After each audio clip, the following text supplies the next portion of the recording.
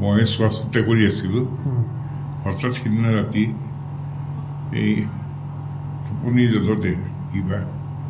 মই পৰি পেলাই মোৰ এই হিপ বনডাল ভাঙিলে ভাঙি আকৌ ইয়াতে হস্পিটেলত আহিলোঁ KGMTত ল'ৰালৰিকে লৈ আহিলে তাৰপৰা পৰি আছোঁ এই 5 দিনে এতিয়া অসুবিধা হৈছে কি হয় পেচমেকাৰ লগোৱাৰ পিছত হঠাৎ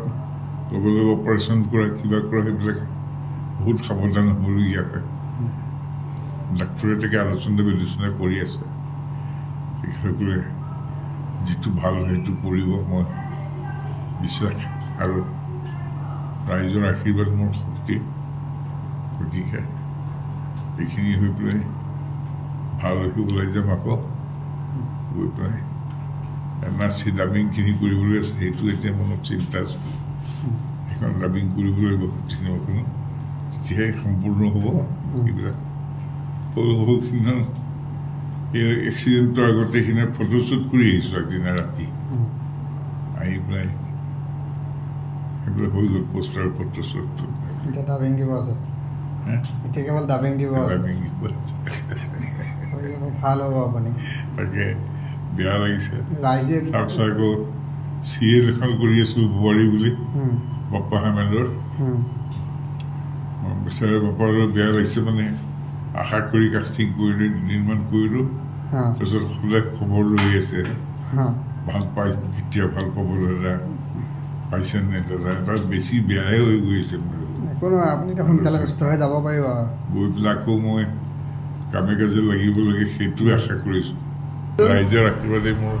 শক্তি যোৱাবাৰো এনেকৈ অসুস্থ হৈছিলোঁ ৰাইজৰ আশীৰ্বাদৰ বাৰু তাকো এপাব লাগিছিলোঁ আজি 2 বছৰ আগত এইখন হস্পিটেলতে তাৰপিছতে আকৌ যোৱা জানুৱাৰী মাহত চিনেমা শ্বুটিং কৰা থকাৰ সময়তে NRCখন কৰি আছে হঠাৎ গা বেয়া লাগিলে তাৰপিছতে আহিলোঁ এনেই এই মেডিকেল কলেজত ডক্টৰ প্ৰণৱজ্যোতি ভট্টাচাৰ্যী তেখেতক মই হাৰ্টৰ হেৰিৰ কাৰণে সুধিছিলোঁ ক'লে নহয় আপোনাৰ পেচমেকাৰ লগাব লাগিব তাৰপিছতে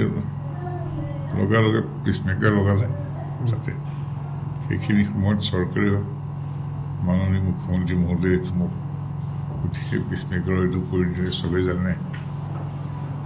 সেইখিনি ৰাতিটোৰ ভিতৰতে পেচমেকাৰ লগালোঁ সকলোৰে আশীৰ্বাদ সহায় সহযোগত ভাল হৈ ওলাই আহিলোঁ ঘৰ পালোঁহি ঘৰ পাই পেলাই মোৰ পৰিবাৰে এই হোলীৰ দিনাখন ৰাতিপুৱা গা পা ধুই পেলাই পাকঘৰ সোমাওঁতে তাতে এতিয়া প্ৰেচাৰ ষ্ট্ৰক হ'ল হৈ পেলাই এটা চাইডটো পেৰালাইচিছ হৈ গ'ল এইখন KGMT হস্পিটেলতে প্ৰায় তেওঁ 25-26 দিন ইয়াত থাকিবলগীয়া হ'ল হৈ তাৰপিছত ইয়াৰ পৰা প্ৰাণে বাচি তেওঁ সুস্থ হৈ ঘৰলৈ গ'ল যদিও এতিয়ালৈকে তেওঁ এটা চাইড পেৰালাইচিছ হৈ গ'ল খোজকাঢ়িব পৰা নাই বাকী হাত ভাল হৈছে এতিয়া ঘৰতে ফিজিঅ'থেৰাপি হৈ আছে আৰু সকলোজনে মোৰ ছোৱালীজনী আছে তাই আদাৰনেবল চাইল্ড তাই কথা ক'ব নোৱাৰে খোজকাঢ়িব নোৱাৰে এনেই বাকী ঠিকেই আছে সুস্থ হৈ গতিকে তথাপি তাইৰ পৰিচৰ্যাটো বহুতখিনি ধ্যান কৰিবলগীয়া হয় মুখৰ ৰেখা লম্বিত হ'লে মুখৰ উদয় হয় মুখৰ মাজতো হাতিব জানিলে জীৱন মধুৰ হয় আইতাই কয় আপুনি নিজে লিখিছে মই নিজে লিখিবলৈ বিচাৰোঁ মোৰ কবিতা মই লিখোঁ কিবা এইটো এতিয়াও বিচনাত থাকি কবিতাই লিখিব লাগিব কিবা কি মনলৈ আহি থাকে পোৱা নোপোৱাৰ নামে জীৱন আইতাই কয় নোপোৱাখিনিতো আহিব জানিলে জীৱন মধুৰ হয় আইতাই কয় তেনেকেই আৰু কি কৰিম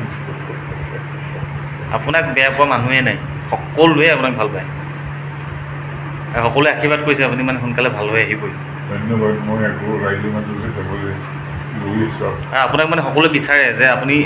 আপোনাৰ যিটো কেৰেক্টাৰ, যিটো আপুনি অভিনয় কৰে, সেইটোক মানে সকলোৱে ভাল পায় তাৰমানে, আৰু সেই তেনেকুৱা হিচাপে আপোনাক আকৌ বিচাৰে তাৰমানে ৰাইজে। পলাশৰ ৰঙা ৰং নাই নহয় বুলি নক'বা, মৌ জোপানৰ সুখে সুখে শেৱালি নাই নাজানো বুলি নক'বা, সৰা পাতে ক'ব খোজে মনৰ গধুৰ কথা, মৌ জানো হৃদয়েৰে নুশুনো, আন্ধাৰ আকাশত তৰা ফুল বিচাৰি মৌ জানো ভাগৰি নপৰোঁ, আশা মোৰ লগ হৈ থাকা মোৰ চাহ হৈ মোক কচিনাকি বুলি নক'বা। কি সুন্দৰ।